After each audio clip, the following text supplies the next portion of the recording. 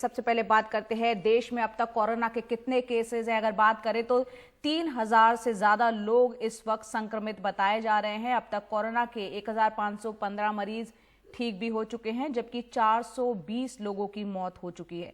देश की राजधानी दिल्ली में कोरोना संक्रमितों की संख्या 1640 हो चुकी है।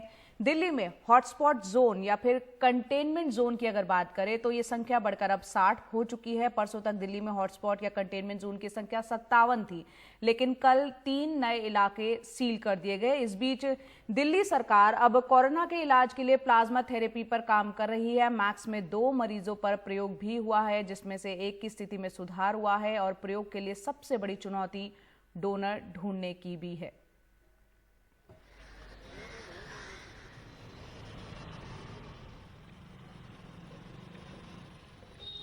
तो दिल्ली में क्या कुछ तैयारियां चल रही है, इस पर बात करने के लिए हमारे सहयोगी शरद शर्मा हमारे साथ जुड़ गए हैं। शरद, सबसे पहले तो प्लाज्मा थेरेपी के बारे में बताएं, और दूसरा इसके लिए डोनर ढूंढना भी एक बड़ी चुनौती बताया जा रहा है।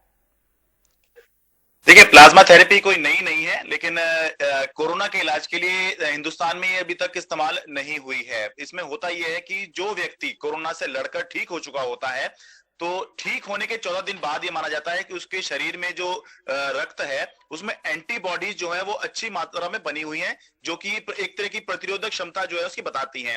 तो जो ठीक हो चुका है व्यक्ति, उसके शरीर में ज्यादा प्रतिरोधक क्षमता होती है कोरोना वायरस से लड़ने के लिए। तो प्लाज्मा थेरेपी के जरिए जो व्यक्ति ठीक हो चुका है उसके रक्त से प्लाज्मा निकालकर और जो व्यक्ति अभी लड़ रहा है उसके खून में डालकर ये टेस्ट किया जाएगा, देखा जाएगा कि क्या ये एक तरीका हो सकता है इसके इलाज के लिए। दिल्ली में जैसे कि आपने बताया कि 2 लोगों पर अभी इसका शुरुआत में टेस्ट किया गया है, इंडिविजुअल लेवल पर किया गया है, ये सिस्टम या सरकार के स्तर पर नहीं। तो उसमें एक की हालत जो है वो अभी ये बताई जा रही है कि वो रिस्पॉन्ड कर रहे हैं, हालत में सुधार है। लेकिन जहां तक सरकार के स्तर की बात है तो दिल्ली का ILBS अस्पताल है जो इसका ट्रायल करने जा रहा है। अगले 2-3 दिन में अगर उसको प्लाज्मा अच्छी संख्या में मिल जाते हैं तो 10 लोगों पर टेस्ट करने की योजना है। लेकिन इसमें जो चुनौती है, जो समस्या है और जो एक बड़ा मुद्दा है वो ये है कि ये समझिए कि कल की तारीख तक दिल्ली के अंदर केवल 51 ऐसे लोग थे जो कोरोना से लड़कर ठीक हो चुके हैं।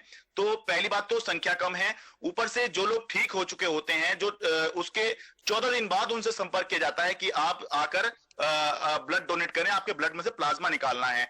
तो केवल वही लोग, उन्हीं लोगों का जो है रक्त लिया जा सकता है, रक्तदान वो कर सकते हैं जो कि फिट हो, जो कि युवा हो, जिनको कोई बीमारी ना हो, कोई गंभीर बीमारी ना हो, जो कि नशा ना करते हो।